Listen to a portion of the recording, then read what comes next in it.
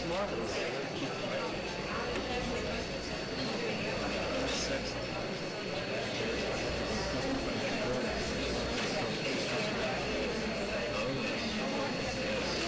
There's another one too.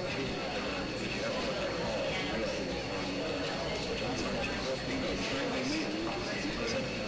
at all? All I know is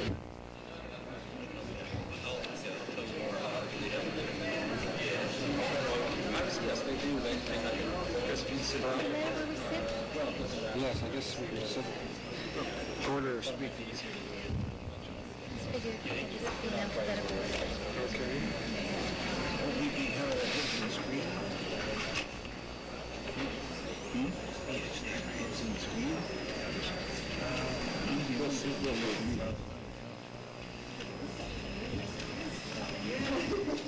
So how are you, Dr. Hirsch? There's something I'm supposed to... Oh, yes.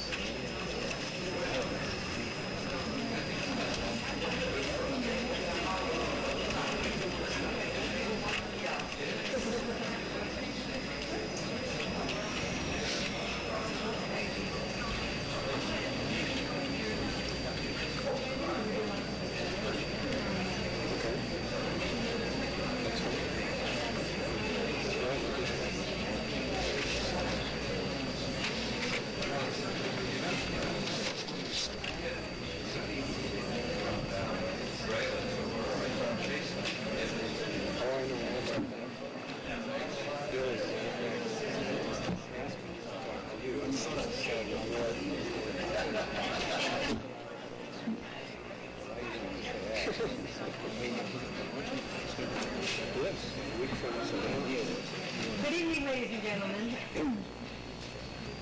Welcome to this fourth in a series of symposium in honor of Newton's Tricentennial. My name is Linda Plaut, and I'm the chairman of the Newton Tricentennial celebration, and it's wonderful to see you here tonight. 2 years ago, the mayor asked if I would begin organizing a celebration in honor of Newton's 300th anniversary as a community. If you've seen some of the seals on the city, you know you've seen the date 1630. That was the first landing, so to speak, of a European settler in this area. But it wasn't until 1688 that Newton became actually an independent community. We're named after not Sir Isaac Newton, but the fact that this was a new town, separate from Cambridge. 2 years ago we began planning this and try to decide how does a town like Newton celebrate itself and celebrate who we are. And it became very apparent early on that it's important to have a party, because as we know in our own personal lives, when there's a special occasion, whether it be a wedding or a birth or whatever else, that you must celebrate. That's the humanity of people, and we must come together for special occasions. And so we knew part of the celebration had to be a party, but we also knew, this being Newton, that we had to take a look at who we are and what we're thinking about, and perhaps what we're dreaming about. And I think that's how this idea of the symposium began. This is the fourth. We've had 3 wonderful evenings, and we look forward to this one as well. Any of you who've been involved in any kind of large activity know that there may be a chairman, and you've heard this said before, but a chairman really is no better than the people who are working with the chairman. You're very fortunate when there's an idea that captures the imagination of the people you're working with, and they take the idea and run with it. The series of symposium, which I know you've all been impressed with just looking at the program, wouldn't have been possible if it weren't for Susan Kaplan and her committee, who has spent an enormous amount of time and, even more importantly, thought, assembling this panel, wonderful as it is, as well as the other 3. And so, as a special gift to Susan on this last, not knowing exactly what might be most meaningful to her, we finally came up with the idea of asking each of the panelists, each of the evenings, to autograph one of the posters. And so we have for Susan, which we will frame, an autographed copy by each of the 5 people each evening. So 5 comes to us 20 signatures of people who join you in thanking Susan for organizing this. So Susan, this is for you.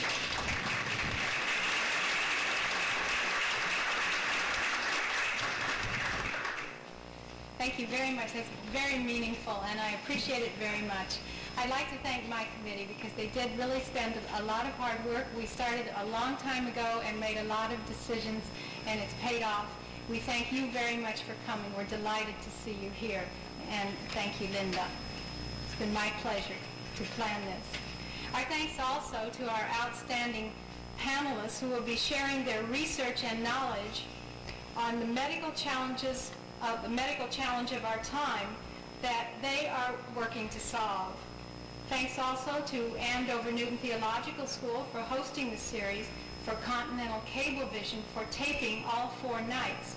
This evening's panel can be seen on Newton Cable Channel 13 at 7:30 next Monday night, May 23rd. It will be repeated again on Tuesday at 12:30. I invite you also to attend the reception in honor of our 5 participants, which will take place immediately following the panel in this building in the faculty lounge, which is located downstairs. I want to remind you that this is only one event in a series of many to help Newton celebrate its 300th birthday. There are tickets and materials available in the lobby. Coming up this weekend is Newton Artists Open Studios. The next weekend is Homecoming Weekend with a free concert by Dizzy Gillespie, the Totem Pole Dance, Spring Fest at City Hall, the Memorial Day Parade on the 30th, and the weekend after that is a very special event, Newton musicians performing in a classical concert at Boston College on June 5th. That's not even all of it, but you might look in the lobby also at this wonderful book, which is the program book, the souvenir program book, The History of Newton, and it includes a listing of all the events and the many, many people that have worked on them. It is now my pleasure to introduce Newton's mayor, the Honorable Theodore D. Mann.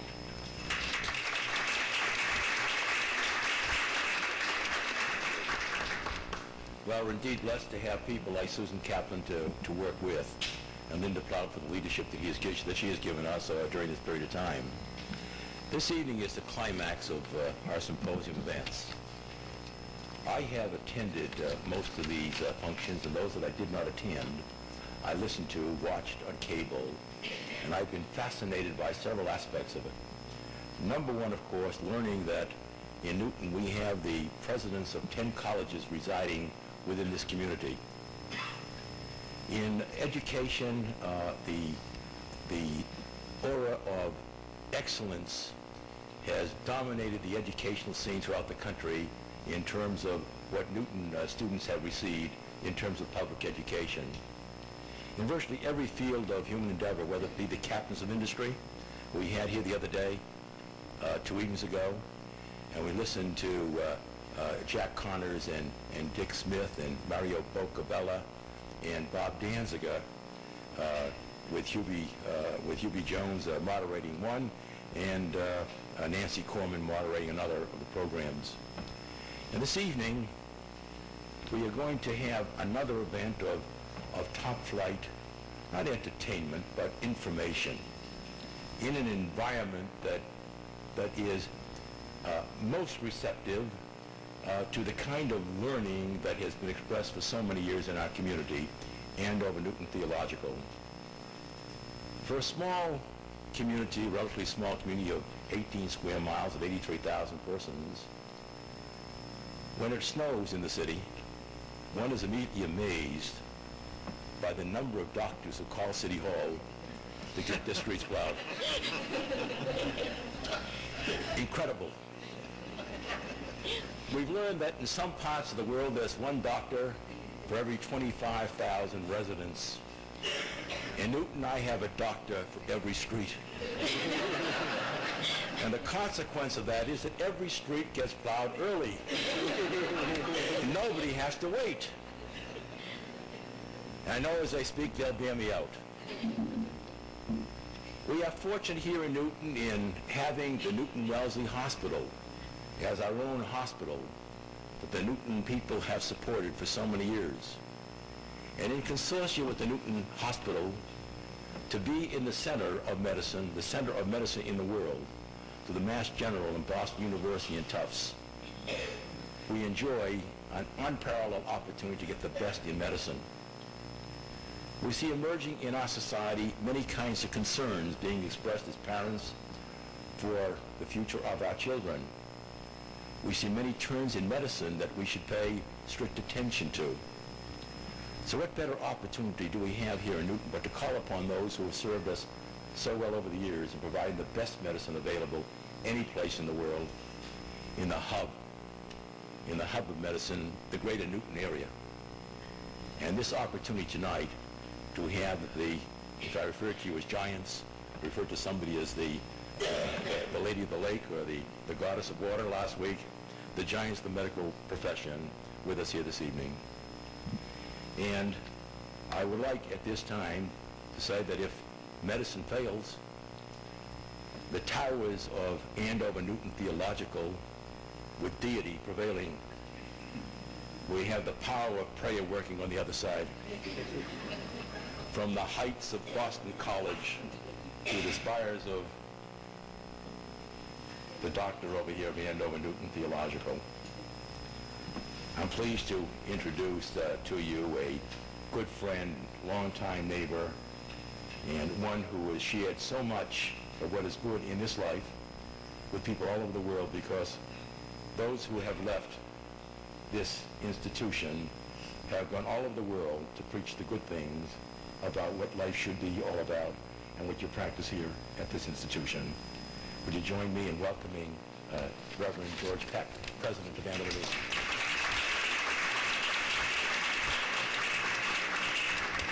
I'd like for you, please, to present to each one of our panelists a little token of our affection for you. It's the history of Newton.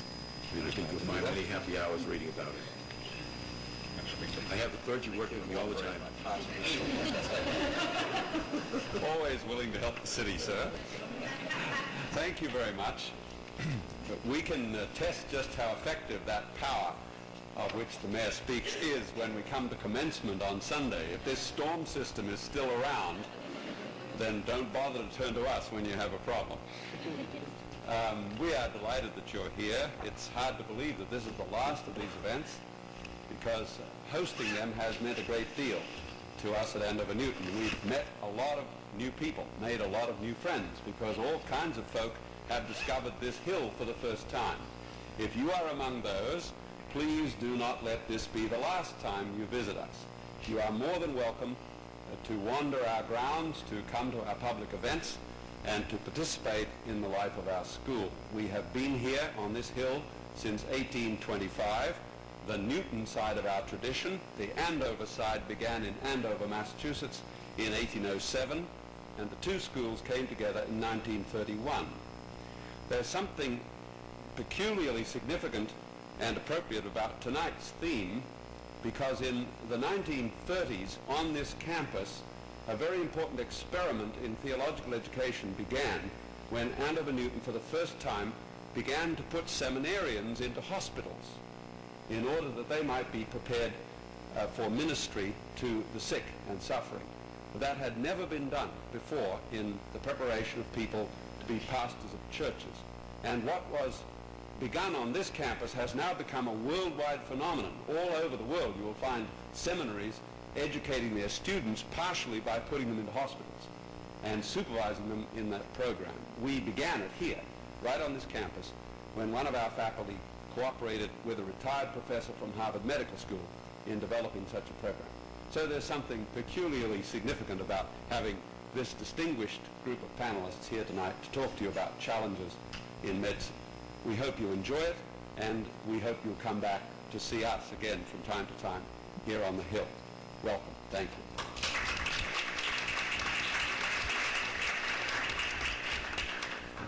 Thank you, Mayor Mann and President Peck. Our moderator for this evening is Dr. Harvey Fineburg, Dean of the Harvard School of Public Health. A graduate of Harvard Medical School and the John F. Kennedy School of Government, Dr. Fineburg was Professor of Health Policy and Management at the Harvard School of Public Health prior to his appointment as Dean in 1984. As a member of the Public Health Council of Massachusetts from 1976 to 79, he participated in decision-making on matters of hospital investment and health policy. From 1982 to 1985, he served as chairman of the Healthcare Technology Study Section of the National Center for Health Services Research. He is a member of the Institute of Medicine of the National Academy of Sciences and has served as a consultant to the World Health Organization. Dean Fineburg's research has investigated several areas of health policy, including the process of policy development and implementation, assessment of medical technology, and dissemination of medical innovations. Dean Fineburg helped found and has served as president of the Society of Medical Decision Making. He is the co-author of 2 books, Clinical Decision Analysis and The Epidemic That Never Was, an analysis of the controversial federal immunization program against swine flu in 1976. He brings his expertise in many areas to this panel of experts. Dean Harvey Fineburg.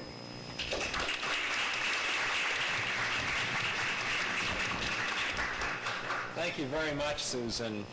You know, Mr. Mayor, it's a very sobering thought to me that my wife and I have lived in Newton for nearly 5% of its total civic existence. And as I think about that, particularly, I'm reminded each year of what we think about Newton when we have an opportunity to fill out the questionnaire, which comes, I think, to each of us residents of Newton with the annual census survey. And what strikes me each year as we fill it out and we find, as most of our fellow citizens find, that things generally are pretty good around Newton, what we always strike as the most important thing to us about Newton is the people we live with as our neighbors. And I know that some of our neighbors are here tonight, and I hope this doesn't startle them too much to learn that, but in fact I do believe that when you take away all of the physical resources and the richness that we enjoy as a city, it really comes back down to the people who have gathered together in this community over the years that have made it what it is. And for me, it's been a great privilege to be among the citizens. Now, tonight, on the occasion of our 300th birthday as a city, it might be worth thinking for just a minute about what it must have been like in the health scene of Newton at its bicentennial celebration. 100 years ago, the biggest killers in the United States were diseases like pneumonia and diphtheria and gastroenteritis and tuberculosis. Indeed, by the turn of the century, the most feared disease in this country was TB. Think for a moment how far we've come in this century. During the 20th century, the life expectancy of Americans has increased by an average of 28 years. Infant mortality has dropped from a point where it was nearly 100 per 1,000 live births down closer to 10 per 1,000 live births. We've probably experienced in this century more improvement in health than was experienced in the whole of human history up until the 20th century. Why is that? Well, part of it relates to changes, of course, that took place or began before this century, and a large part, is attributable to advances during this century. I think there are 3 main kinds of influences on the improvement of health that we enjoy today. The first is improvement in the environment in which we live. We take for granted sanitation and clean water, electricity that's reliable, and refrigeration. But I remember vividly just a few years ago when a visitor from India came to my office, and I asked, as I often do, what is it that surprised you the most about being in the United States? And this visitor replied that you can drink the water anywhere. We shouldn't underestimate how important those changes have been in allowing people to live more healthy lives, but it's only a part of the story. A second important part is the advances in scientific knowledge and medicine that has been really the hallmark of this century, particularly in the post-World War II era. Here, particularly, improvements in our understanding of what causes disease and better methods of treating disease, and, I would add, preventing disease, vaccines, antimicrobials, other drugs, modern surgery, many techniques of diagnosis and treatment and rehabilitation that were unimaginable to our grandparents. And the third important influence in health today is the things that we do for ourselves. The decisions that we make in our everyday lives about our habits of smoking, our habits of drinking and driving, use of drugs, the decisions on exercise and diet, those things that we can really do in our own behalves to live longer, fuller, and more healthful lives. In tonight's discussion of medical challenges of our time, we're going to be hearing from the panel about some of the kind of current major risks to health, some of which relate to the chronic diseases, the long-term diseases like heart disease and brittle bones, as we'll be hearing about. And we'll also be hearing about some contemporary threats to health, the problem of AIDS, and thinking together, and I hope discussing, some of the complexity of dealing with a healthcare system that is a result of new technology, new costs, new demands, and how we reconcile all of that in building a more healthful life for ourselves in the future. Our first speaker tonight is Modestino Criscitiello. He's professor of medicine and physiology at the Tufts University School of Medicine and the chief of the adult electrocardiography unit at the New England Medical Center. He's a graduate of Harvard Medical School and did his postgraduate training at the Peter Bent Brigham and Children's Medical Center hospitals in Boston. He also served on active duty at naval hospitals in Massachusetts and Korea. He's taught medicine at Harvard, Dartmouth, and Georgetown medical schools prior to joining Tufts University School of Medicine in 1965. Dr. Criscitiello has published extensively and received many honors, including Teaching Scholar of the American Heart Association and the Massachusetts Heart Association. His topic tonight deals with heart disease and exercise. The title, Stone Age Man in the Space Age Environment. It's a pleasure to introduce Dr. Criscitiello.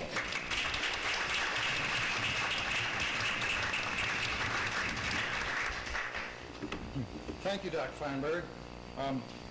I, as a resident of Newton, thought if I were going to talk about the epidemic of coronary heart disease that we're involved in, that I should put myself up to date with the incidence of heart disease in this community. And I called this morning our Commissioner of Health, David Naparstek, who gave me this data. As of 1984, in Newton, among Newton residents, there were 288 deaths related to heart disease, 57 deaths related to stroke. Things were a little better in 1986, 262 deaths from heart disease, 41 from stroke. This convinced me that Newton is participating in this severe epidemic, as we call it, of cardiovascular disease that's going on around this country and in many of the countries of the world. Scandinavia, Europe, Australia, New Zealand, most of the Western countries of the world, where we live a fairly rich existence. The major health problems a century ago were infectious diseases, as Dr. Fineburg indicated, death related to tuberculosis and diphtheria. Now, has this increase in heart disease, which is based upon atherosclerosis, that's the disturbance in the arteries that leads to strokes and leads to heart attacks, is that simply something that is occurring because people are living longer? Is this a function of the improved death rate related to infectious disease, which allows people to simply live a longer age and die of this atherosclerotic disease and its complications? The evidence is not completely clear on the subject, because the problem of coronary thrombosis, which is the mechanism that causes heart attacks, was really first described as recently as 1912. And there are not really reliable data going back to the early part of this century and in the last century. But from the information that we can glean, we can come up, I think, with a fairly firm statement that this is not a disease by default. It's not simply taking the place of infectious diseases, but it represents a clear increase in the incidence of this disease in each age group in which it's involved. This is truly an epidemic. It's not related to transmission by an infectious agent, of course, but it has reached epidemic proportions in the Western world and certainly in our nation. In 1930, the death rate related to coronary heart disease per 100,000 was approximately 8 or 9. By 1965, it had gone up over 200 per 100,000, a remarkable increase in the incidence of death related to coronary heart disease. This challenge is to explain, challenge that we have as cardiologists is to explain why this has occurred, to try to do something to abate the increase, to treat the disease when it exists, and above all to do something to prevent its occurrence in the first place. And I'd like to spend a little time this evening showing you how we've gone about doing that and the level of success that we've had. Can I have the first slide, please?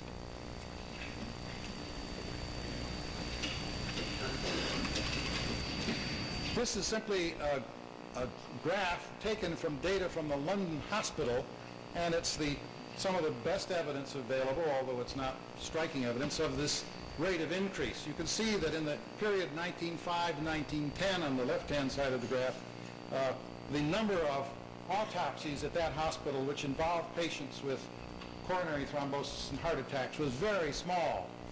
But by 1950, that had increased up to 10 or 11 incidents of coronary thrombosis per year. That graph continued to rise at that slope through the 1960s until almost the end, about 1970, and as I'll show you later, a gradual change and decrease has occurred since that time. When I speak to my patients to try to explain to them what I think this process of atherosclerosis results from, I have to resort to the idea that fundamentally it seems to be a mismatch between the human physiology, the human machinery that we have inherited from earlier man, a mismatch between that machinery and the environment we've come to put ourselves in. That's the simplest way I can explain it. Before I go into a discussion of that mismatch, I'd like to talk a little bit about what the disease is. Could I have the next slide, please? Forgive me for displaying a little bit of anatomy here in this next sequence, but the heart, which sits in the middle of the chest, is really nothing but a muscular pump which receives blood from venous channels and pumps it out into arterial channels. Next slide. As a muscular pump, it doesn't receive its own nourishment from the blood that's moving through it. It has to have its own special blood supply, which are these coronary arteries that branch out on the surface of the muscle and penetrate into it and supply the necessary nutriments for the working of the muscular pump. It's interesting that the early anatomists thought that these arteries formed a crown or corona around the base of the heart, hence the origin of the term coronary artery. Now, ordinarily, these are flexible tubes which allow adequate blood flow, which dilate and constrict in proportion to the needs of the heart and supply adequate oxygen, glucose, other nutriments into the heart muscle. Next slide. This is what atherosclerosis represents. Instead of being a patent vessel there, this is one of the coronary arteries seen in cross-section. You can see that a good portion of the channel is filled up with this atheromatous plaque. This is in its early stages a sort of gummy material that later produces a scar reaction and then has deposited mineral and becomes a firm, hard, nodular substance. But you can see that it encroaches upon the lumen of the vessel and restricts blood flow, resulting in the symptoms that patients experience when they undertake physical activity with chest pain, or what we call angina pectoris. The next slide shows the complication that comes from this, the sudden formation of a blood clot, that reddish-brown material in the center. That's a sudden occlusion or thrombus that forms and precipitates a heart attack or sudden death. This is the substrate of the coronary disease epidemic that we're involved with. Measures are taken, as you may know, to prevent that clot from forming, and that seems to be one of the roles of aspirin in the use of heart disease prevention, or more recently introduced agents that dissolve that clot, thrombolytic therapy as it's called, which in the presence of an acute heart attack can be introduced intravenously, go to that thrombus or clot and have it dissolve and allow blood to flow once again into the heart muscle that's threatened so that it can survive. Next, please. Still, the best way of outlining these coronary arteries is to do a heart catheterization. In the upper panel, you can see that a thin plastic tube introduced into the circulation up into that main pipe coming out of the heart, the aorta, and the tip is introduced into a coronary artery. Next slide. Then a contrast substance is introduced, and this is the left coronary artery diagram for you, seen in two views. And on the right-hand side of the slide, you can see the catheter with its tip in the left coronary artery, and you can see the pathway that those normal-looking arteries follow. No interruptions, perfectly clear flow all the way through both arteries into the substance of the heart muscle. The next slide shows you what a vessel looks like, which is partially blocked by this atheromatous material that I described. You can see there in the right upper hand portion of the slide that interruption in the pathway of that particular artery. Now, that's the problem that causes the mischief for patients. It produces angina pectoris. It results in, with more complete occlusion, heart attack or sudden death. Loss of heart muscle results eventually in heart failure. It can present itself in a number of ways. The approach to the treatment of a patient with this disease has been generally to give some form of medication which reduces the work demands of the heart, slows the heart rate, reduces the blood pressure, or dilates the other arteries which might carry nutriments into the area threatened by the closure of this artery. But that's only a halfway measure, really. It doesn't get at the basic problem of that obstructed or narrowed artery. It leaves the atheromatous plaque there to do its mischief. There are some more invasive approaches that are used, and I'll show you on the next slide one of these, to pass a catheter with a balloon. And you can see that this wire that has passed through that artery has a balloon in the middle of it which is inflated, and that's used to stretch or distend this narrowed segment. And the next slide will show you that following the removal of that balloon and the repetition of that coronary arteriogram, the narrowed space has been dilated and flow has been restored. Another approach, as the next slide shows, is to do a bypass graft, to take a bit of the patient's vein and put one end of it in the aorta and the other end connect with the artery downstream from that narrowed segment. This particular individual had a graft going to the left-sided arteries and another graft going to the one on the right, in this case a double bypass. Now, I submit that these are helpful in the relief of symptoms for patients. They allow them to increase their level of activity, often becoming free of pain. This approach, or these two approaches, may result also in the prolongation of life and improvement in the quality of life. But these are only halfway technologies. As Lewis Thomas would say, these go after the consequences of the disease process, but they really don't tackle the fundamental issue involved. What we need to do by way of prevention is to get after the process that leads to the atherosclerosis itself. And could I have the lights, please? That is the fundamental problem that most of us who are interested in cardiology have been addressing ourselves to over the last few decades. And the major source of information about atherosclerosis and where it comes from, a result of studies of the sort that have been carried out in Framingham. The Framingham Heart Study which began in 1949, and other similar studies around the world, have led to an enormous amount of information about what causes the atherosclerosis. The approach has been to take a large population of people that you're going to be able to follow along through decades, to do all sorts of measurements on those people, and then see which ones develop heart trouble, heart attacks and strokes, and which of them don't. And then make a comparison to see what, if any, features turn up that are different in these two populations. And as a result of the Framingham study, a number of such risk factors, as they are called, turned up.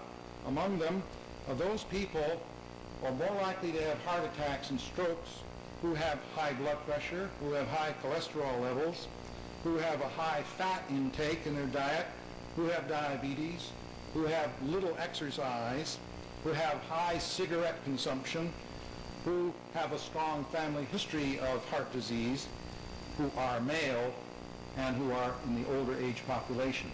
All of these things seem to be factors that accelerate the process of atherosclerosis. Now, you can't do much about your family. Some of these factors are not reversible or transferable, but some of them appear to be. And the great therapeutic approach, or preventative approach really, has been to see if by reversing any of these phenomena we can produce a lower incidence of coronary disease. The association between these phenomena that I described and coronary disease has not necessarily been proven as one of cause and effect. It's an association. And the proof comes when, if you lower cholesterol in the population, there's a lower incidence of coronary disease. If you get people to give up cigarette consumption, there's a lower incidence of coronary disease. If you control high blood pressure, there's a lower incidence of coronary disease. So that, in fact, many of such trials have been carried out, and the information seems to support those contentions, that if we can control some of these risk factors, we in fact will lower the incidence of heart disease. Now let me get to the Stone Age man. The Stone Age man, whose body we have inherited, evolution doesn't take place very rapidly in the human species. And basically, however much else we've done and however far we've come along in many other respects, we still have the same metabolism that the Stone Age man had. And what did he do with his life? What was his everyday life like? Well, he certainly did a lot more physical activity than we do. The obtaining of his breakfast and his dinner and lunch involved an enormous amount of physical activity. We think of him as a hunter and a meat eater, but in fact he was a gatherer as well as a hunter, and he had a high carbohydrate consumption from what we can tell on the basis of studies of information about the early man's diet. What meat he did obtain was probably not prime choice or high cut. There probably weren't very many fat antelope running around for him to catch. Tobacco, if it was used at all, was used in a ceremonial way. We can assume that he had nothing like the kind of food year-round high-fat intake that we can enjoy. In fact, our environment is probably the result of the introduction of refrigeration and of the internal combustion motor. That is, the energy that we would have devoted as Stone Age people to obtaining our dinner is now supplied by extra-human forces. So we have created an environment entirely different from that Stone Age man, and we're suffering the consequences from it, I believe. The approach is one of a change in personal habits or personal behavior, and that's more difficult than simply taking a vaccine or having a vaccination against. It's a one-time treatment to prevent infectious disease. The difficulty, then, the challenge that we all face is how to modify our individual and personal behaviors day in and day out, year long, in order to reduce cigarette consumption, reduce fat intake, and increase exercise level. That people have been getting that message, though, seems to be evident. Can I have the next slide?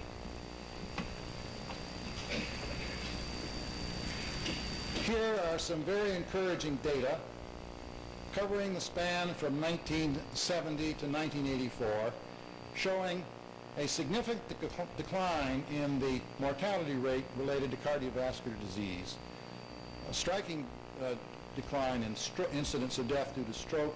Coronary disease death in that period of time has dropped about 35%.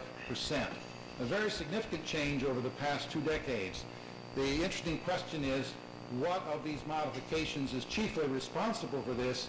And I'm sorry to say that we really don't know. Is it the increased level of exercise, which is manifest? Has it been the drop in the average cholesterol level? Not a very striking drop, but a drop nonetheless. Has it been the reduction in cigarette consumption, about 33% among men and about 14% among women? What is it that is responsible for this? Is it simply the improved care of patients with heart attacks? That has extended life and reduced mortality. We don't know the answer specifically. We suspect that all of these things are playing a role, and that we should, by these data, be encouraged to move ahead with our efforts as individuals and as a community to maintain this attempt through our change in our personal habits to reduce the incidence of atherosclerosis.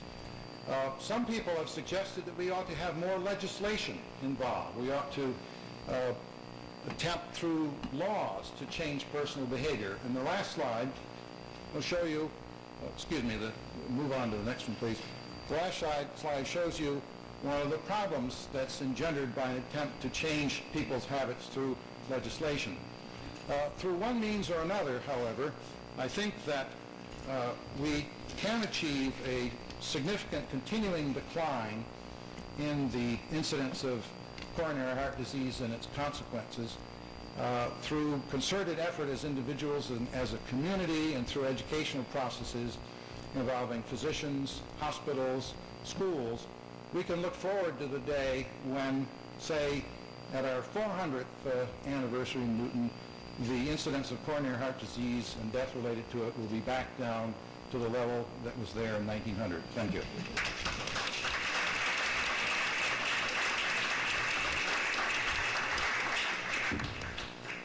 Thank you very much. Our second speaker this evening is Martin S. Hirsch, Professor of Medicine at Harvard Medical School and Director of Virology at the Massachusetts General Hospital. He's been involved in viral research for more than 20 years and working on the problem of AIDS for the last 6 years. He's authored or co-authored more than 200 scientific papers in those areas. Dr. Hirsch and his colleagues at the Massachusetts General Hospital have made important contributions toward understanding how the AIDS virus works and towards the development of more effective treatments. He's been a member of the Governor's Task Force on AIDS since its inception, and he received a Commonwealth of Massachusetts Award for AIDS research. He's also served as chairman of the steering committee for the National Institutes of Health AIDS Clinical Treatment Unit Program, and he's a member of the Scientific Advisory Board for the American Foundation of AIDS Research. Recently, Dr. Hirsch was selected to be a member of the AIDS Advisory Committee to the director of the National Institutes for Health. Dr. Hirsch received his MD degree from Johns Hopkins Medical School in Baltimore, and prior to coming to Harvard, did postgraduate work at the University of Chicago, at the Centers for Disease Control in Atlanta, and at the National Institute of Medical Research in London. The topic of Dr. Hirsch is AIDS, the plague of our time. Oh, that all you wanted was my signature. If that's what you wanted, you could have just walked down the street. I would have given it to you. Unfortunately, the topic that I'm going to talk about in the next few minutes is not a pleasant one, and not one that is about to go away. It first appeared on our scene about 8 years ago now at an infectious disease conference that was held by some specialists in the city of Los Angeles, when one member of the group presented a case to the other members of the group of a very young man who came in off the street previously having been healthy with a very unusual kind of pneumonia that was caused by a protozoan organism called pneumocystis pneumonia. What was even more curious was that in the audience there were several other physicians who said, you know, I've seen very similar patients in my own practice. Also in the audience was a young man who was the regional officer for the Centers for Disease Control, subsequently to become a fellow at the Massachusetts General Hospital. But he reported this to his bosses in Atlanta, who thought this was curious and decided to investigate it further. A few weeks later, in San Francisco, at a specialist meeting of cancer specialists, oncologists, a case was presented of a young man with a very unusual kind of cancer called Kaposi sarcoma. And again in the audience, there were physicians who said, you know, I've seen exactly the same thing in my practice over the last few weeks, and this was reported to the CDC. And this was the beginning. And if I could have the first slide, Bill, we could show where we've come from there.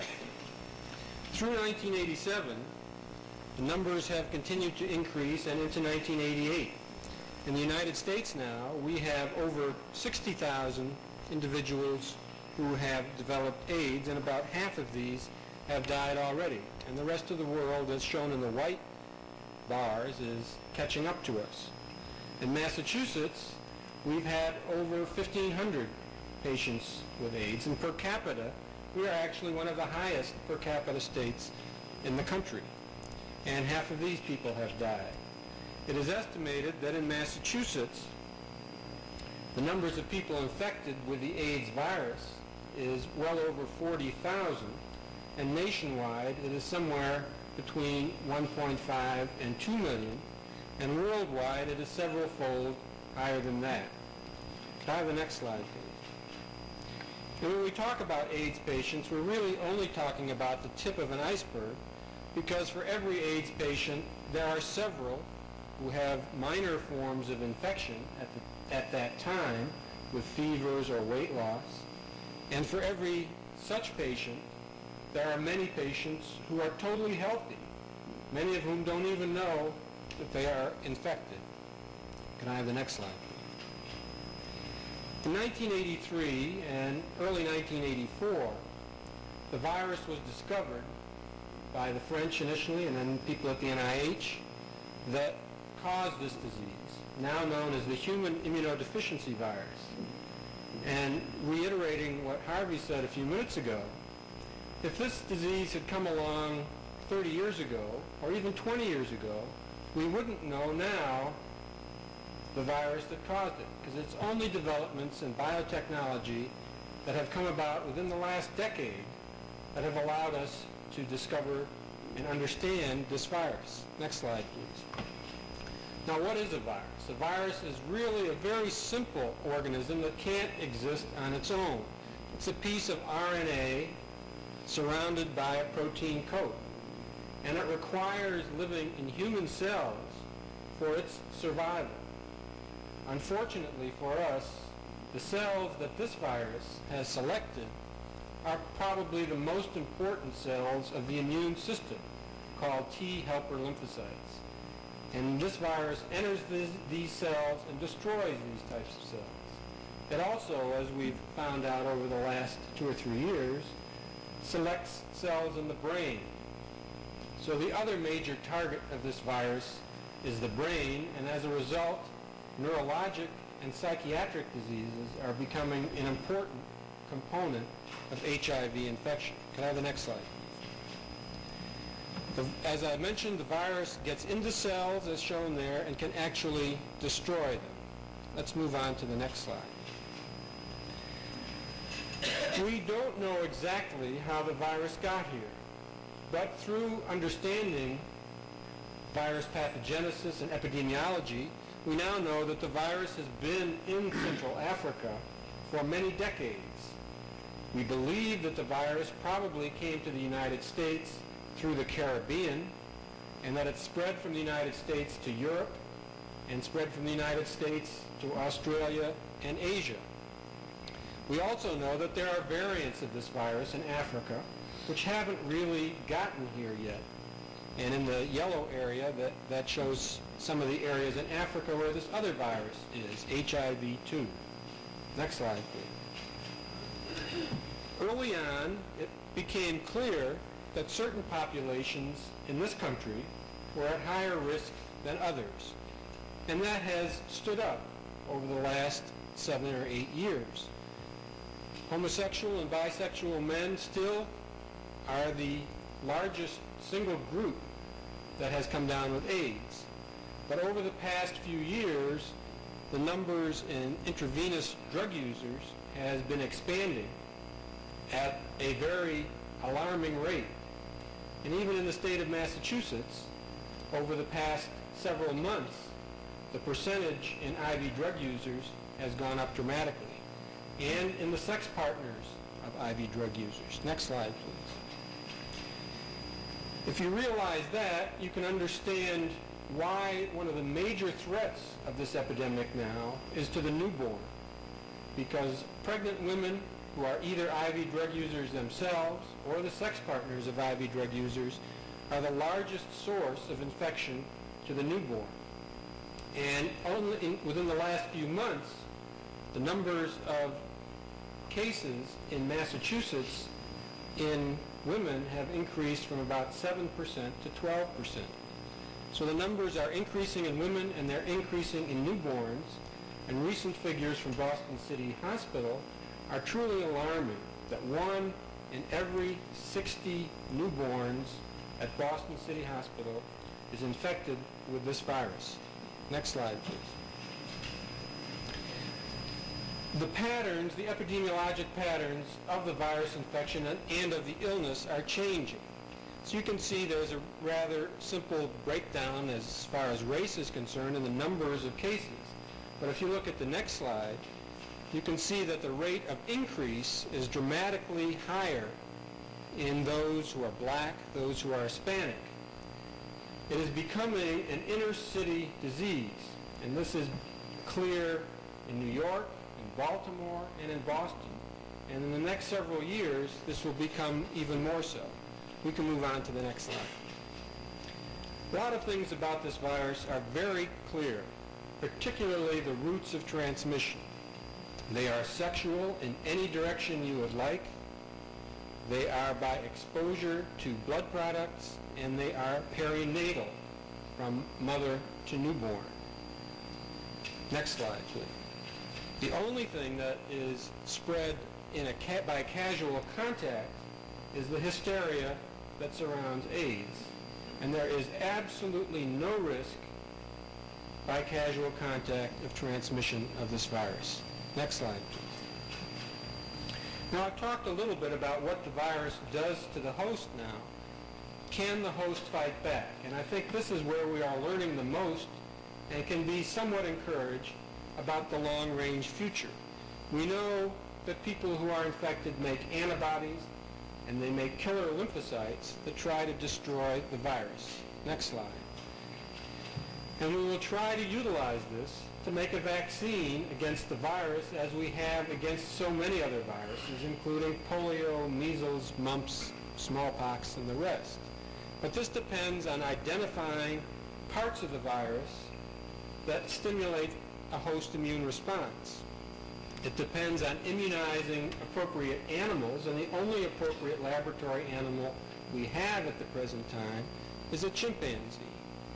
It depends on identifying appropriate populations for clinical trials, trying these vaccines as we are doing now for early evidence of safety and ability to induce an immune response, and then very large-scale placebo-controlled trials with long follow-up, as was done in the case of polio.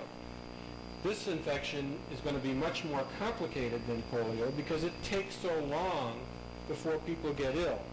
So I must say I share some of the pessimism of the Surgeon General when it comes to the time it will take to develop a safe and effective vaccine. Next slide, please. The problems in doing trials of this sort are going to be enormous. Just think it, even if we had a vaccine today and gave it to volunteers in a placebo-controlled trial, we would be ethically bound to instruct these people at the same time to take methods to reduce the likelihood of spread, such as using condoms or abstinence altogether. How we are going to evaluate vaccine efficacy in that kind of situation is going to be very difficult. How we are going to protect insurance companies and protect the manufacturers of these vaccines is also a difficult problem. And we don't know whether, even if we could protect one group, the IV drug users, this would be the same for the hemophiliacs or the transfusion recipients or the homosexuals. Next slide, please. Another approach is to try to develop treatments, and we've made enormous progress in this area over the last few years. And this, again, is a long process. First developing agents that act against the virus in the laboratory, then testing them in animals, and then testing them in a rational manner in humans. Next slide, please. Why do we have to do clinical trials? Why don't we just make things available that are tested in the laboratory? Because we have to determine how safe these drugs are. We have to determine if they work. We have to compare new against existing therapies and ultimately find out what is the best treatment. Next slide, please. One drug has now been licensed for use in this infection, and this is azithromycin, or AZT. And this has been shown in a very carefully controlled trial to reduce the death rate, prolong life, reduce infections, improve immunity, improve performance status so that people who were moribund could go back to work, and increase weight gain. However, it is only a short-lived improvement of maybe 1 year, maybe 2 years, maybe 3 years, and at the cost of extensive toxicity, causing anemia and other side effects. So it is a drug that has to be studied carefully. Next slide, please. The federal government in 1986 established what is called the AIDS Clinical Trials Program, and as of this year, there are now 35 funded institutions around the country, one in the Boston area, or as Mayor Mann likes to call it, the greater Newton area. 27 protocols are currently underway to study a variety of different patients and even healthy carriers of the virus. And 17 different agents are currently under study. Next slide, please. Since we began enrolling patients in early January of '87, there have been over 4,000 patients enrolled in these trials, several hundred in the Boston area, including Newton residents. Next slide, please. So what I've tried to talk about in these few minutes is to show you how the virus gets into the host, and we know this is across mucosal barriers in the genital tract and other mucous membranes, via needles directly into the bloodstream, and that certain immune cells are the major targets of this virus. We know now that these cells can carry the virus in the brain and cause devastating disease there. And we know that the host fights back with certain immune responses that we have to try to utilize in making the vaccines. If I could have the lights back on. And I'd like to close then on a historical note and look back at the time about 300 years ago when we were facing epidemics in this country as well. And the major epidemic was also a virus, and a virus that devastated the population. It was called smallpox virus. And it was in the greater Newton area where some of the major strides were made against this virus by a Dr. Boylston.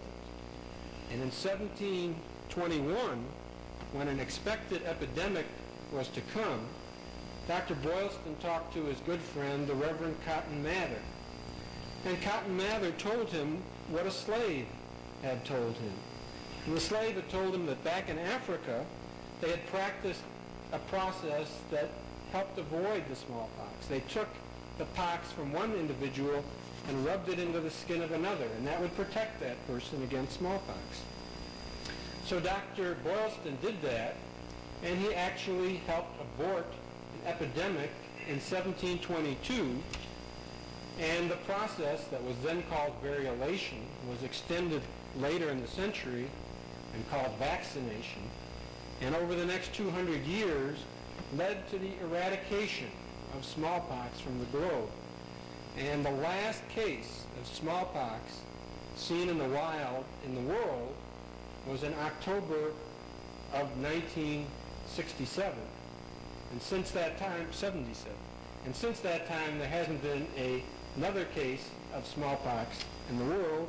And I think it is safe to say we have eradicated this one great pestilence of mankind. Through the wonders of modern biotechnology, it won't take us 200 years to eradicate this virus. But we have to be patient, we have to take one step at a time, and ultimately we will have a vaccine that I hope will also eradicate the AIDS virus from the face of the earth. Thank you.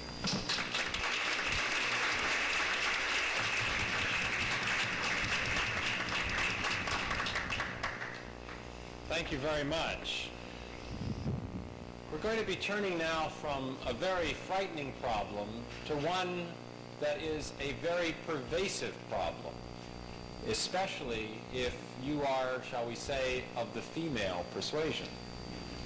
Our speaker is John Potts, who is the Jackson Professor of Clinical Medicine at Harvard Medical School and the Chief of the General Medical Services at Massachusetts General Hospital.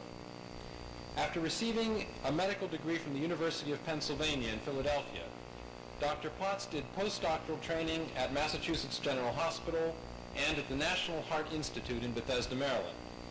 Dr. Potts has held a number of academic appointments at Harvard Medical School, numerous professional positions, and many visiting professorships and honorary lectureships throughout the United States and in other countries. Among his awards and honors include 2 earned in 1987. He was named that year Fellow of the American Association for the Advancement of Science and was given the William F. Newman Award from the American Society for Bone and Mineral Research. Dr. Potts has gained international recognition as a leading authority in the field of endocrinology. His topic tonight, brittle bones, calcium and estrogen, questions and answers. Dr. Potts.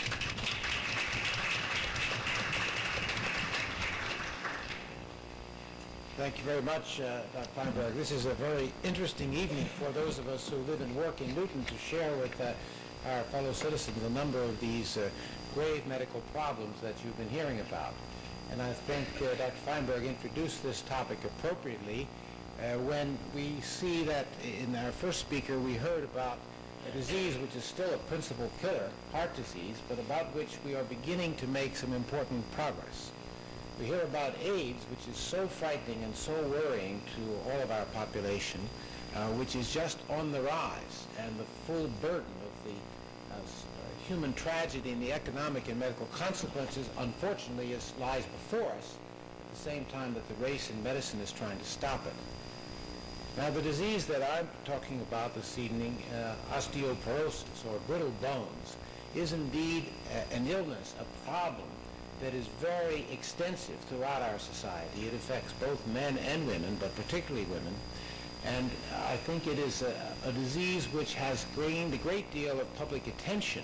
And I think all of you have seen in many lay magazines an attempt to increase our educational awareness about this illness, which may in turn allow us to deal with it as we are struggling to deal with the other afflictions that cause so much trouble for our society. Now, my own interest in this has been for some 30 years. I've been interested in calcium metabolism, and over the last 20, I guess, since I've been here in Newton as a resident, I've seen a lot of gain in knowledge about this disease. Dr. Fineburg asked me when I came in, was my lecture going to have an optimistic or a pessimistic note? And I said in between. And what I'll try to develop with you is that it is a very great burden, this disease, and causes a great deal of human suffering, and it interferes with the quality of life for men and women as a function of aging. But on the other hand, we've learned a lot about it, and we can do quite a bit to prevent it. So very much this is a challenge of education and lifestyle and prevention. Now, I can have the first slide. It may not be necessary to put all the lights down. Let's see what it looks like. Can I have the first slide? I think that looks all right. The questions that I would like to discuss are, what is this disease, osteoporosis? What causes it? Who is likely to get it? And how can we detect, prevent, or treat this disease? The next slide. The disease, osteoporosis. Osteo refers to the bone, and porosis refers to thinning. So it's a thinning or weakening of the bone structure, which is a function of aging. Clinically, medically, as far as a patient is concerned, it's only a problem, not if your bones are thin, but if they become so thin that they begin to break in the normal activities of life, either with a minor trauma or injury, or even spontaneously. And the areas that are attacked particularly are the hip, the spine, the vertebral bodies, and the wrist. Next slide. Now, what causes this disease? Why does it happen? Well, it turns out that our skeletons, which most of us think of from looking at chicken bones and meat bones and so on, the bone is thought of by most of us who have not really studied the problem as an inert tissue, a piece of hard matter. But actually, bone is very dynamic. It's cellular. It's a tissue, and cells in there, just as with the immune system, are reforming the bone and breaking it down. Bone is a very dynamic tissue, and what happens is that with aging, the formation of the bone goes down and the resorption goes up. So with time, the bone thins. Now, we assume that osteoporosis is actually one disease pattern that probably has many different subtypes and causes that look the same, the result of which is the same. But medically, the challenge is how to understand it from the point of view of what causes it and how best to treat it. We have to admit that very much like cardiovascular disease and coronary artery disease, where you heard about so many risk factors that are involved, there are risk factors is about the best we can say for osteoporosis. We know certain things that I'll explain to you in the next few minutes that make this problem worse, and certain things that make it better. But unlike the situation with AIDS, where we know a specific virus causes it, we're pretty certain that osteoporosis is a multiple factorial disease. There are, however, two major types. The postmenopausal type, in which the estrogen deficiency that occurs in women at the menopause is associated in some, maybe 25%, with a very rapid rate of bone loss that occurs over a 5 to 10 year period. And then in both men and women, the osteoporosis of the elderly, it's sort of a continuum of the process, but everybody gets it, and everybody's bones thin as they get older, but only some thin so much that they begin to break, and the rest are not really troubled by it. And we don't understand the reasons for why a physiological aging process accelerates or is worse in some people than in others, but we do understand the estrogen deficiency part of the problem. Next slide.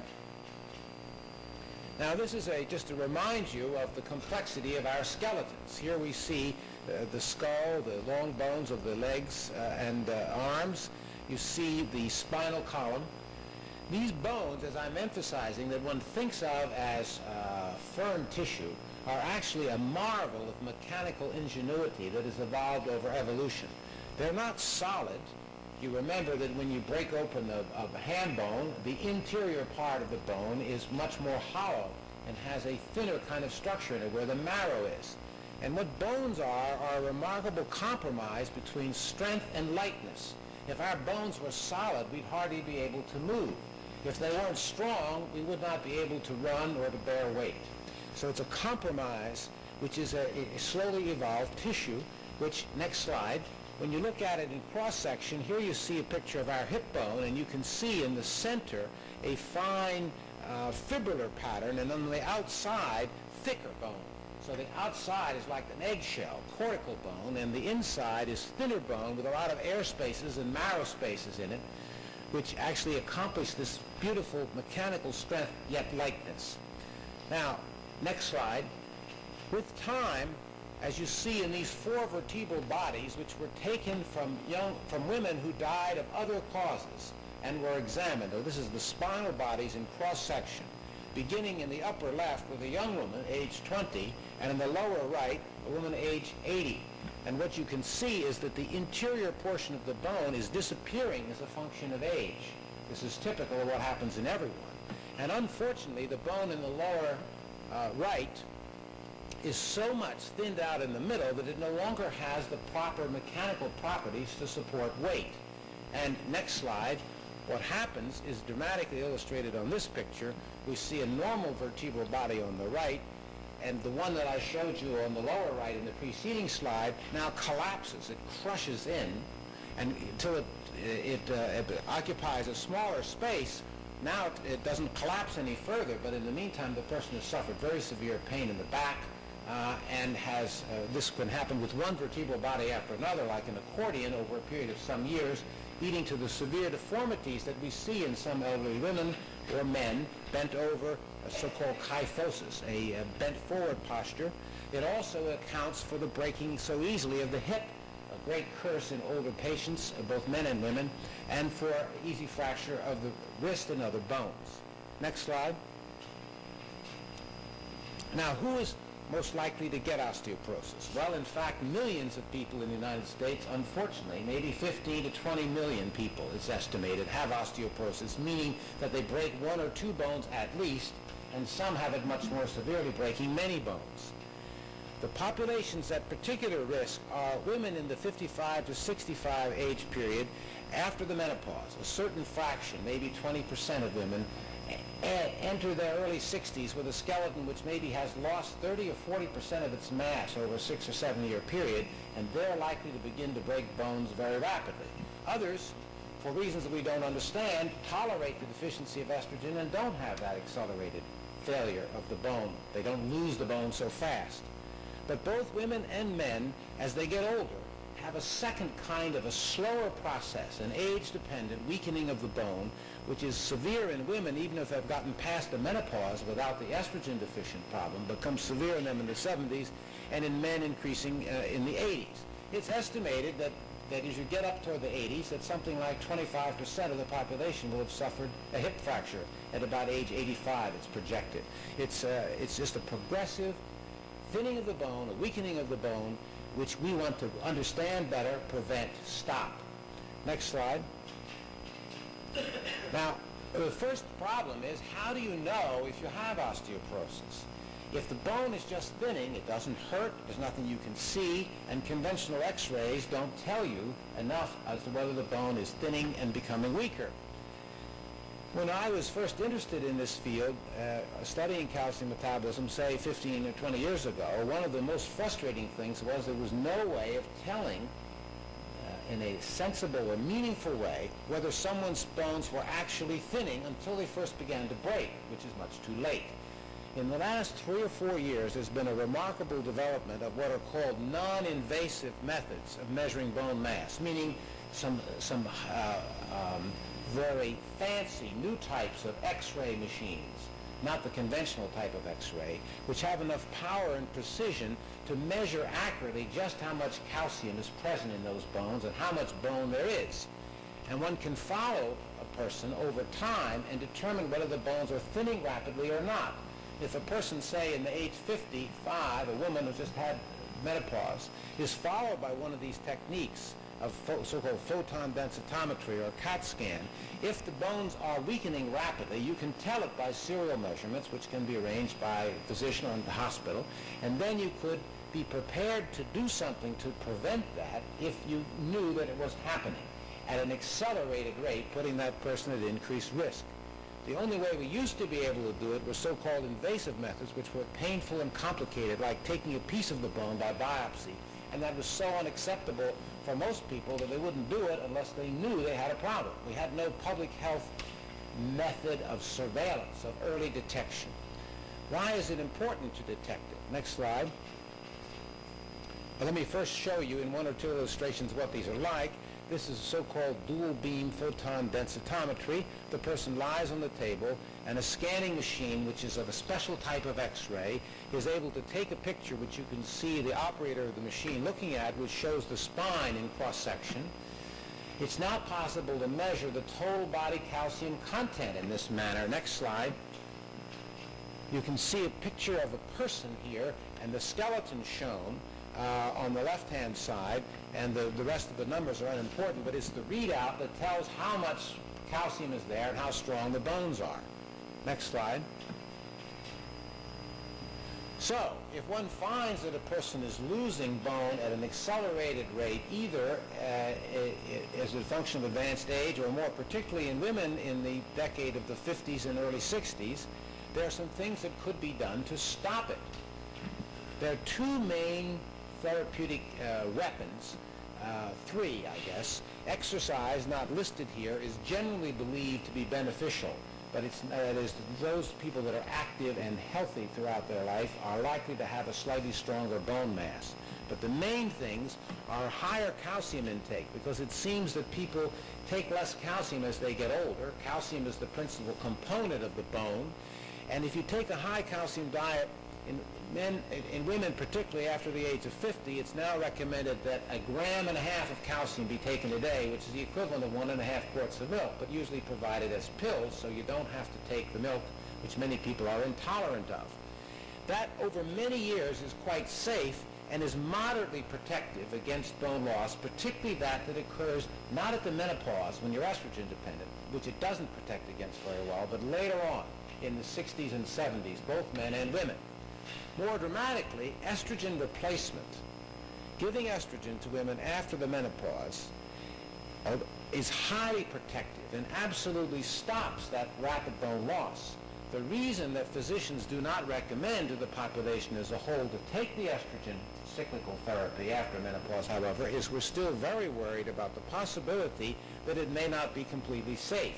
That is, there may be some unwanted side effects. And this is being studied by epidemiologists around the country and around the world. And at the moment, the big worry is whether it increases the incidence of breast cancer or not. Breast cancer being such a dreadful disease in women with such a high mortality, anything that increased the incidence certainly would mean you couldn't make a general public health recommendation that everybody take estrogen. What we now conclude is that if you see your bones melting away, the likelihood of the estrogen harming you is much, much less than the clear evidence that it will benefit you, and so you take it. But you would only use it if you could see that you were losing bone mass, but now, fortunately, we can show whether you are or not under a physician's guidance. In the next few years, the question of whether estrogen replacement as a general recommendation can be stated will soon be settled, I think. But right now, there's a slight increase in breast cancer incidence in some studies and not in others. Next slide. That estrogen really works is evident in this rather complicated slide. The dark circles show the rate of bone falling away in people as a function of age without any treatment. And in the upper open circles, you see estrogen stops it completely. Unfortunately, if you take it, you have to keep on taking it, because if you stop it, you start losing the bone again. Finally, I would have the lights on, please, and conclude what we'd all like to do is to have a treatment that would reverse osteoporosis once it was established. And that we do not have. That is the nature of experimental studies at the moment with various kinds of agents that are trying to build the bone back up after you've lost it. We can tell you if you're getting it, we can show you how to prevent it, but we unfortunately don't know how to reverse it. That's the area of the rapid investigation in this field at the moment. And since everybody doesn't do what they're supposed to do, we know there'll be many people, unfortunately, who will get osteoporosis. So eventually we hope to have a treatment for reversal as well.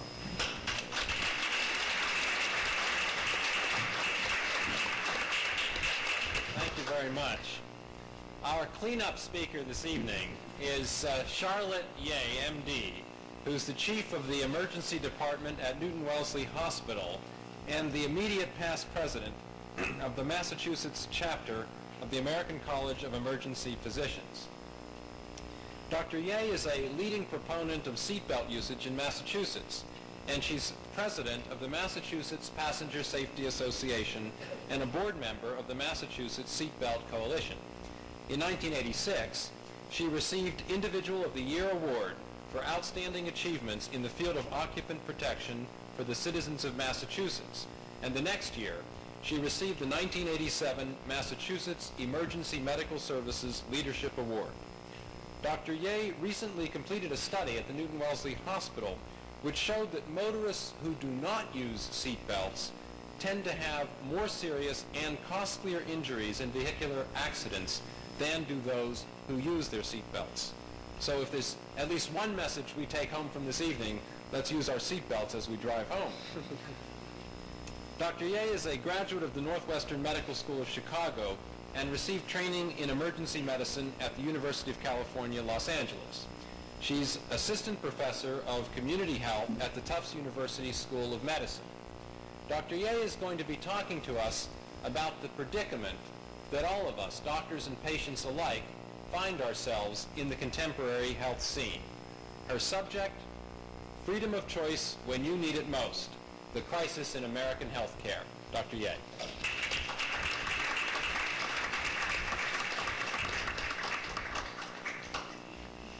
Thank you.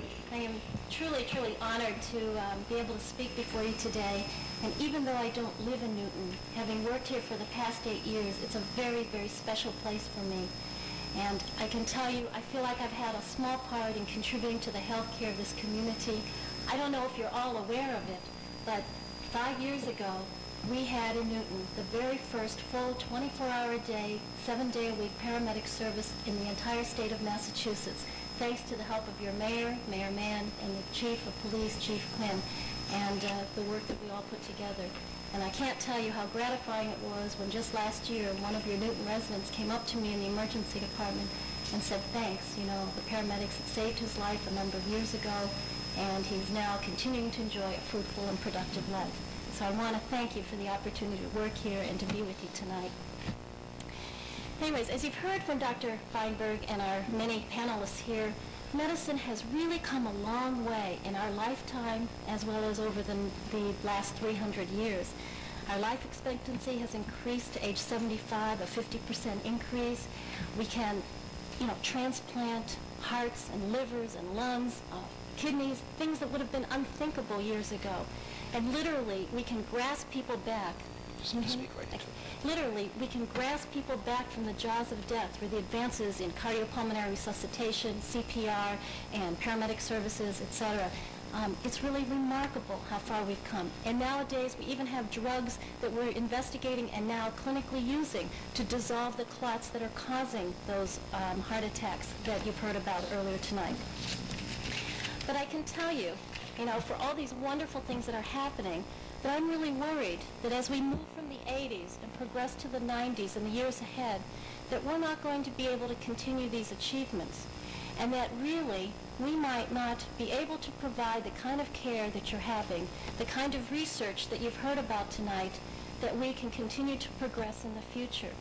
And I think this is what I call our crisis that we're brewing in emergency health care and a healthcare system altogether, that there are cracks in the foundation that those of us who practice emergency care are beginning to see. Now, why can I say that? Well, I can tell you that I'm a specialist in emergency care. Myself and the people that work with me in emergency care are the kinds of ones that are there 24 hours a day, 7 days a week, the kinds of people you never want to see, but the kinds of people that you hope are there when you need us. And because we're there constantly, and because we're kind of there in the background, we are beginning to see the limitations and the cracks in this foundation. What do I mean by that? Well, imagine, if you will, and some of these stories I'll tell you are really happening. They're happening in our state. They're happening all across the nation. But imagine, if you will, that you are in a serious accident, auto accident, fall in your house, and you break one of the bones that we've been talking about, severe pain, you can't get to the hospital except by ambulance. And let's say you're lucky enough to have the ambulance that's staffed with personnel who can take care of you, and you find out you can't go to the hospital of your choice. You can't go to the closest hospital. You're in Newton, and you're not so sure they can even take you to the hospital that you want to go to. And the reason for that is that the emergency department is overloaded. There are so many people that are sick and injured requiring help that there isn't enough staff to care for you in a timely, safe manner. Or let's say, even if they could care for you, there's no orthopedist or bone specialist who can provide that emergency care that you need at 2 a.m. on a Saturday night. Or even if there was the orthopedist to take care of you, there was no bed in that hospital that had a nurse that could continue to care for you after your admission to a hospital. Or let's say you're having a heart attack, the number one killer, in not only this community, but all across the nation. Let's say you're having a heart attack. The paramedics come, they take you to the nearest emergency department to care for you, and you're being actively treated, and there's no intensive care bed for you. All of the beds are full. All the nurses are frantically taking care of the patients they have. And as the emergency department personnel are caring for you, they tell you it might be hours, but we're trying to find an intensive care bed somewhere for you that can take care of you. And 10 hours later, you find yourself transferred to a hospital that you've never heard of and a doctor that you don't know. Okay? This is freedom of choice, what we're talking about. Or let's say that you're the parents of a 1.5-year-old kid who is having seizures that won't stop. And the emergency department personnel come in and tell you, as they're managing and caring for your child, we found a bed for your child, an intensive care bed, and I know you live in Massachusetts, but we found a bed in Connecticut because there are no beds in Massachusetts, no beds in Rhode Island, and the closest one was Connecticut, but we'll find a helicopter to somehow get you there. Well, I wish I could say that this, are just hypothetical stories, but it's happening, as I said, in our state. It's happening all across this country. As I meet with my emergency colleagues all over this country, we're all saying to ourselves, what is going on here? Why is it that in New York, if you're an emergency case requiring admission to the hospital, you might sit in that emergency department, not for hours like we do in Massachusetts in some small instances, but for days, 2, 3, and 5 days waiting for a bed. There are patients who get discharged from the emergency department after they've been treated and cured while still waiting for that bed in the hospital. Why is it that in Florida, there are hospitals pulling out of trauma systems? They can't find the neurosurgeons to care for the head injured. The emergency departments are closing, saying we can't take care of injuries because we got no backup systems, even though we can care for them initially in the emergency department. Why is it in California that there's all kinds of publicity that ambulances are going around and around in circles looking for a hospital to land in that can care and have the capability to care for the patient that they're caring? I mean, it's real. And why is all that happening?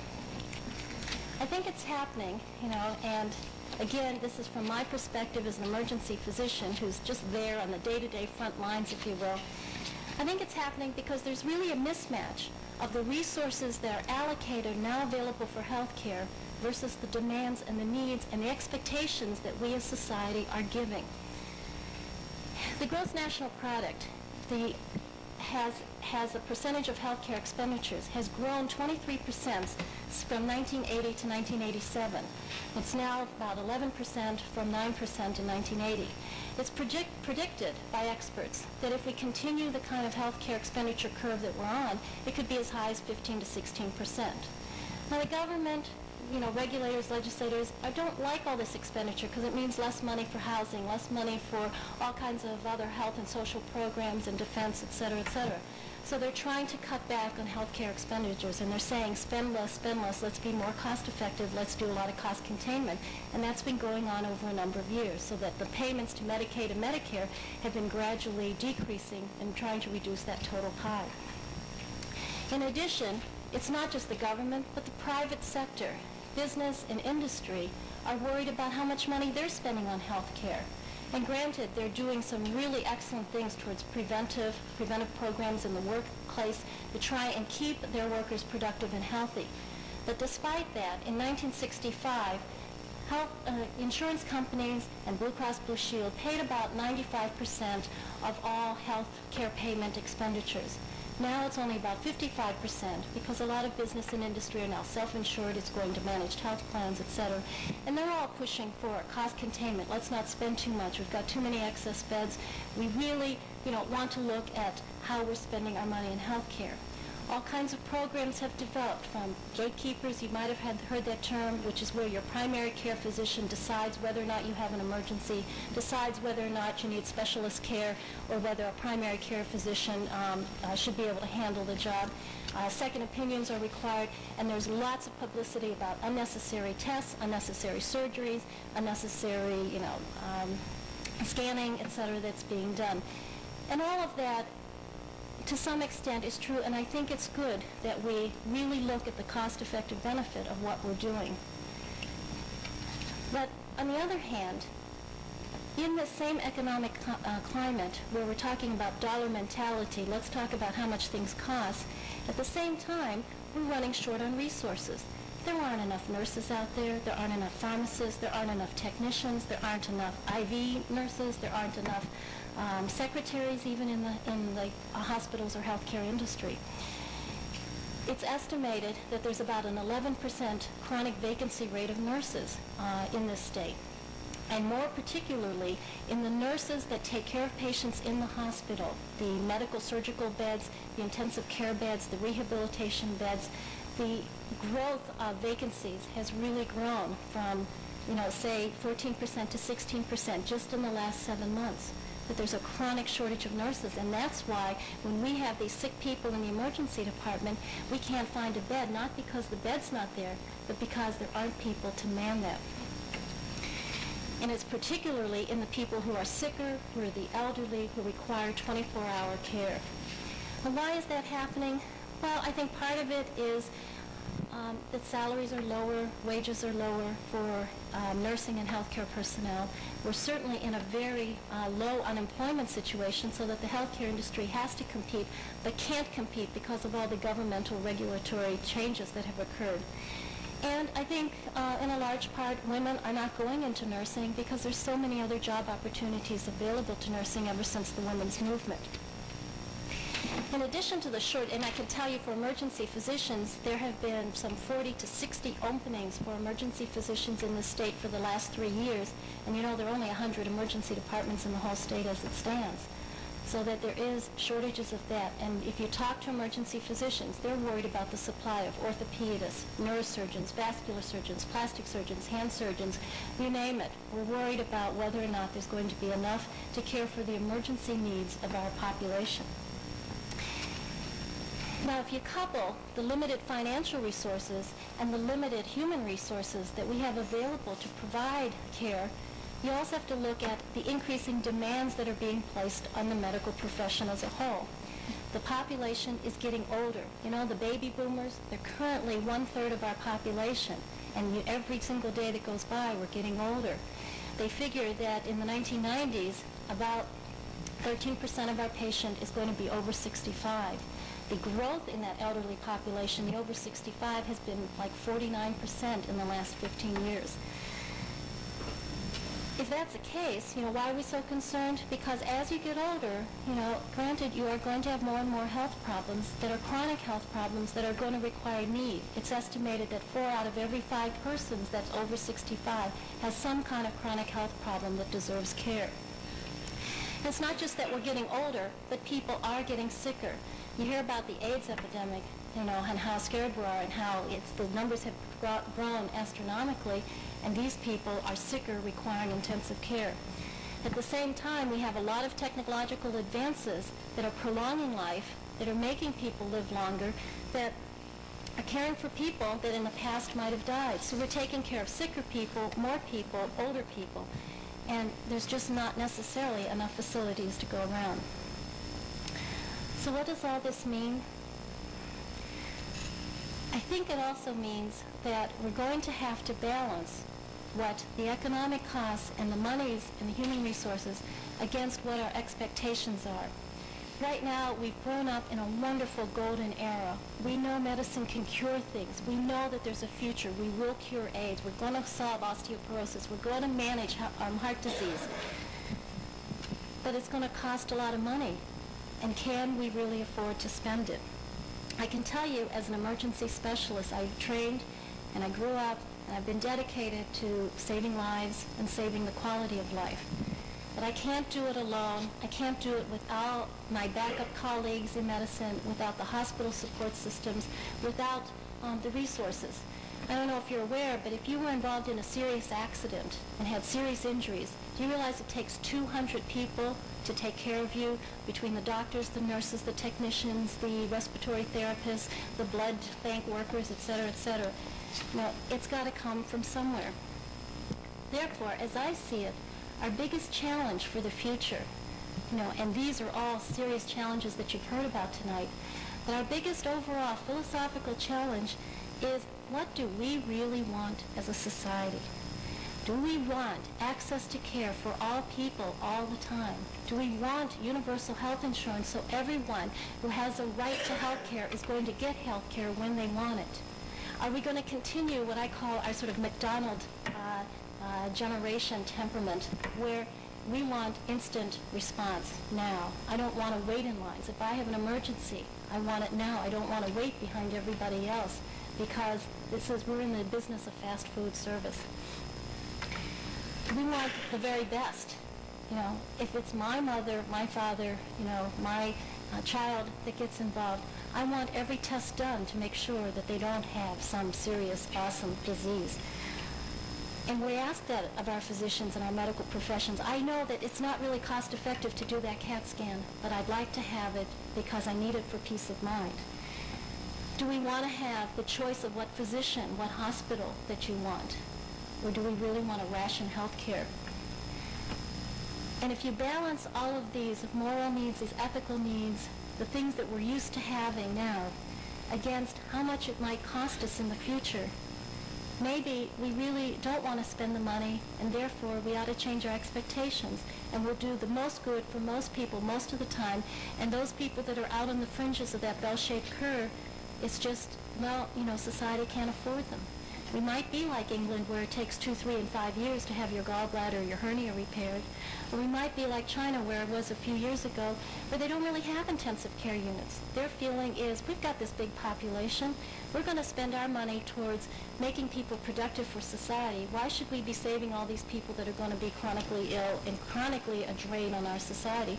So let's not really have all these fancy intensive care units, incubators, and care for premature infants, etc. No, these are the kinds of decisions that I see us facing ahead. And I can tell you, it's very difficult for those of us in the medical profession now is to operate in this very schizophrenic attitude where on the one hand you ask for the best, and the other hand you don't want to give the support to provide it. And if it continues like this, I know that all of us, not just those of us in the emergency department, but all of us are going to be overloaded, and we as a society, I think, are going to suffer.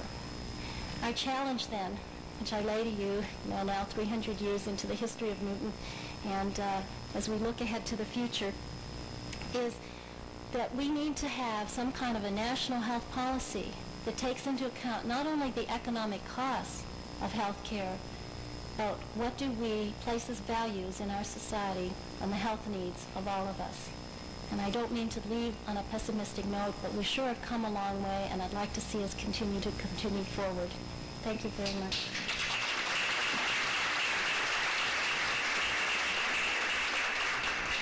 Doing better and feeling worse, the American healthcare system. And I think it's as true today as it was then. At this point, we have time and would like to open up our discussion this evening and invite questions from the members of the audience or comment. Who would like to begin? Please.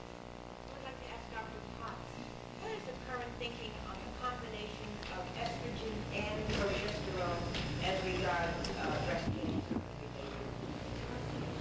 I've been asked to repeat each question, and I'll try to do that. The question is, what is the current thinking with respect to the combination of estrogen and progesterone in the treatment of osteoporosis? And with regard to breast cancer? And also with respect to breast cancer. Well, you asked a very sophisticated question, which was beyond the scope of what I could talk about. In the estrogen treatment area, it is generally recommended that estrogen and progesterone be used cyclically to imitate the normal menstrual cycle in a premenopausal woman. And it is felt that may reduce any risk of breast cancer. But on the other hand, it may not be as protective for certain of the other health benefits of estrogen. In other words, the simple answer to your question is that the epidemiologists are struggling with trying to compare risk and benefit, safety and success for estrogen alone, estrogen plus progesterone. And in general, the current recommendation is that you use estrogen plus progesterone in a cyclical fashion. And that is probably the safest and most effective. But the thousands of women over many years have to be analyzed to get clear answers on these. Thank you. Mr. Mayor. Yes. What is the effect of the malpractice problem? I'm curious. The question is, what is the effect of the malpractice problem on each of your disciplines? We might start at the top with Dr. Criscitiello. It has a definite sobering effect. The pressure is, on the one hand, to make sure nothing is overlooked, and that results in being careful about testing more, not less, to make sure that there's no disease process that you haven't uncovered. I think that it clearly influences the way we act and the way we respond. I think that more and more of us are concerned to the point that as we see the problem of malpractice insurance coverage going, when we have to transmit this along to as part of the cost of medical care, where is it going to stop? I don't know the answers to this problem, but I can tell you that it's a real problem. Dr. Plaut, do you want to make a comment? Well, as many of the other issues we've talked about, it's very complicated. Most physicians believe they should be responsible for how they practice, and if they do it incorrectly, they feel badly about it, and they may have to deal with the consequences. I think what's happened, however, in this country is that a good thing has gone wild, and the contingency fee system on the legal side and the very large jury awards have distorted for the majority of citizens what was originally a good protection. In Massachusetts, as some of you are aware, the issue of what is called tort reform is now underway. It seems to be a two-part process. The first thing is that physicians have to discipline and review their own actions internally much more carefully. And secondly, we have to modify the system so that the issue of the way the courts and juries approach the issue make sure to protect the patient, but not to increase the awards in a fashion that causes malpractice premiums to rise, say, for orthopedists to $100,000 a year, because that's all the people in the audience that are paying for that cost. In other words, it's a little bit like what Dr. Yeh was talking about. It's another thing that in our complicated society has gotten out of balance. The principles of protecting people's rights are good, but it's another burden that's out of control in the medical system at the moment. That's my reaction. Dr. Hirsch, you want to comment? I think in the AIDS area this hasn't yet become a major problem, though it is going to be so in the years ahead because there is a rising frustration level among certain groups of patients who expect more than we can provide and are becoming increasingly angry about it. So I think it will become a problem in the years ahead. I've taken the safety precaution of having my wife go to law school so that she can help me. Let's hope she doesn't end up on the other side. Dr. Yeh. Well, I think the malpractice situation really has impacted emergency care. I think first, from a sort of a global philosophical feeling, is, doctors need to be responsible for their actions, and they need to provide the best care and have, the proper intention to do the very best they can for patients. I think the problem is that we as society have such high expectations of what medicine can provide that we sort of equate a bad outcome must have meant a bad doctor. We didn't give the cancer. Then if we can't cure it, it's not necessarily that we did something wrong. Those instances happen, and there ought to be retribution for that. But certainly the vast majority of doctors that I know and I work with are really dedicated to their patients, and yet we're running scared under this, specter of malpractice hanging over us when we've really done the very best we can. So that's kind of, a big philosophical view that I have of the situation. Certainly in emergency care, we're in trouble. The malpractice premiums have risen, and it's not so much for emergency physicians, which is, still a very serious burden that we carry, but that we can't get the subspecialists to come in on emergency care. There are shortages of orthopedists, neurosurgeons, plastic surgeons, hand surgeons, obstetricians to provide emergency care because the risk of malpractice is so much higher for them that they'd rather not participate. And as I alluded to, I think it's impacting our choice in the future of who we're going to get to care for us. Thank you. Yes. I'd like to ask Dr. Hirsch if profession has yet resolved the dilemma which a physician who's attending an AIDS patient faces.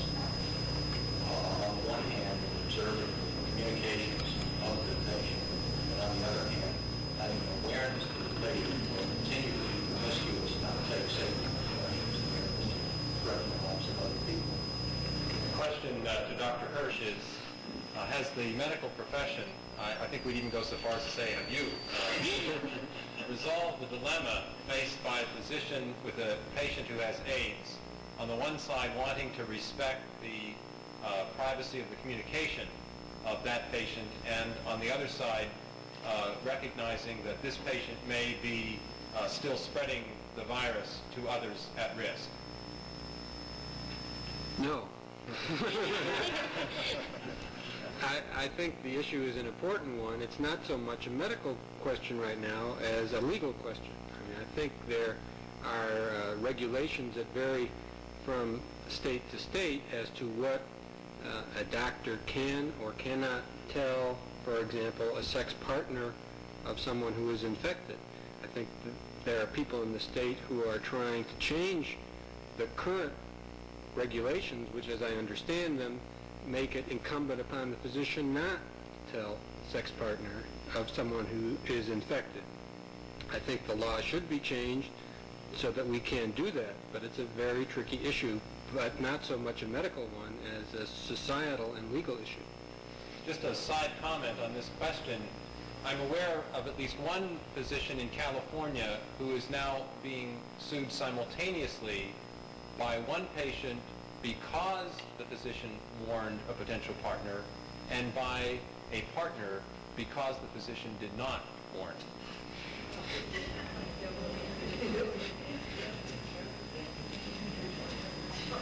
Now you know why doctors are all becoming plumbers. Yes. Do you advise all postmenopausal women to have tests to determine bone loss? If so, how would they go about it?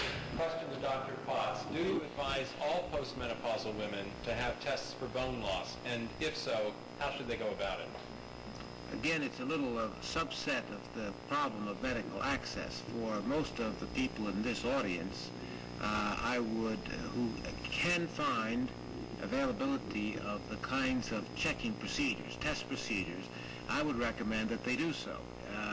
I would wish that it were available at a low cost and wide availability for everyone, but unfortunately it's still in its experimental state. So I think the access to this is largely available to the middle class who have lived in urban centers where these machines are available.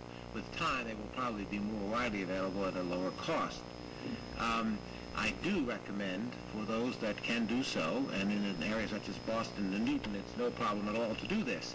And the reason is that if you evaluate yourself at once yearly intervals and the bone loss is, say, 5 to 10% each time, you still have time to step in with something like estrogen and stop it and be able to make for yourself the right choice between risk and benefit, because you know the risk to you of not doing it, and that gives you a very favorable picture. We would love to see this question of the safety of estrogen, and in particular the combination, resolved by these epidemiologic studies, because then we could do as we now do with calcium, recommended as a public health measure with a high safety and benefit to risk ratio. And that's the thing we can't do. So in this intermediate period, unhappily, all we can do is for those that can find their way to this technology, which you can do in this area, do it. Thank you. In the back, yes. Dr. Potts, at what length of time after menopause has begun is it possible to gain some kind of retardation of osteoporosis by way of estrogen replacement? The question is, how long after menopause has started is it possible to gain some benefit in terms of stopping the osteoporotic process by treatment?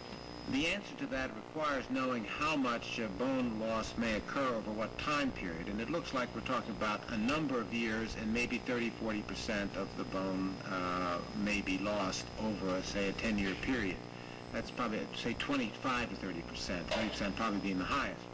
So that if one were to be concerned about the issue, the way to find out the answer in a practical way is to have these measurements made, which can be compared with age-matched controls of the same age. And if your body hasn't suffered any loss, if it's rather low, then one could start estrogen with a reasonable chance, even as much as 5 to 6 years after the menopause, of gaining some benefit. But it's a highly individual decision that each patient should work through with their physician. Sir. Question for Dr. Yeh. Have you and your colleagues ever thought of what might be the most appropriate vehicle for addressing what seems to be a very fundamental problem, providing high-quality health care generally? Let me just repeat the question for a moment. It's have you or your colleagues figured out a way to resolve this dilemma about providing high-quality care generally to the public? Well, I think we've definitely started working on that. I know that in Massachusetts, I and my colleagues have spoken before the state legislature, particularly with this latest health care bill, to say, think carefully about what decisions you make because they're affecting us as individuals. In addition, we've been working with the Mass Hospital Association, and within the next few weeks or a month or so, they're probably coming out with a major statement on how we think we can work with the current crisis. Because I can tell you, in this past year, it's become, as I see it, a real crisis. I just want to add a general comment to that. I think that I would underscore what Dr. Yeh had said. You see, it's for this audience and many like you to think about it. The issue that she emphasized was that the society has to make the choice whether the traditional American concept that everyone who can benefit from something gets it, or whether we're going to have to go to a resource limitation and make wise choices on rationing. What physicians are saying to you is, we are ourselves caught in a dilemma, and the society has to engage with us and with the political forces, some reasoned judgments about which way the society is going to go, but not ignore the issue and act on the one hand as though everything's available for everybody, but then not put the money into the system and make it possible. That's the worst. I think that may be a good provocative note on which to try to draw to a close this part of the evening. I would like, as moderator, to take just a moment of privilege to express our appreciation to the Mayor, Ted Mann, to Linda Plaut, the program chairman for the Tricentennial Celebration, to Susan Kaplan, who has chaired so ably the Tricentennial Symposium series, and of course to President George Peck for his hospitality to us and to all of the series throughout this celebration.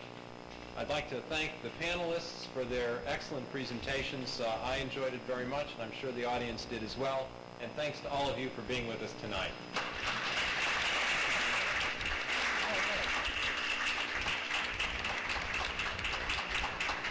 I'll add my thanks too, and invite you once again to the reception. Go out this door at the top of the steps, take a right turn and go down the steps, and we will meet you in the faculty lounge. Thank you very much for coming.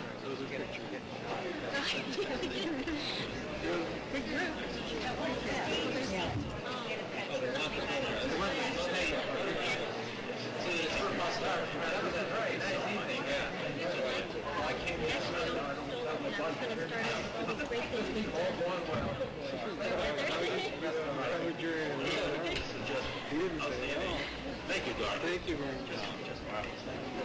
Thanks. Thank you, Doctor. Really nice evening. It's a wide range. Right. It's receptive, interested audience. Good presentation. Yeah.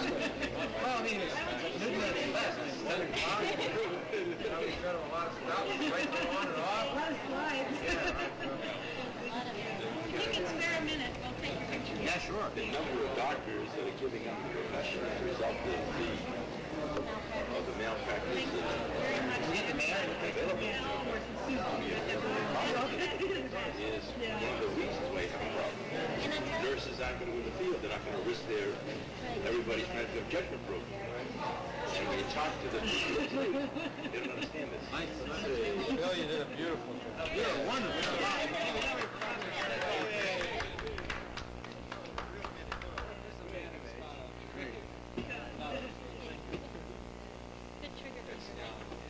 It's not just pushing the button, it's still in the menu. That's right. Actually, there should be a limitation.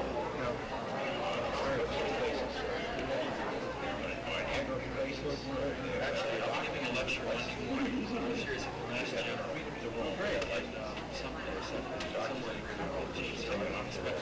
the other side.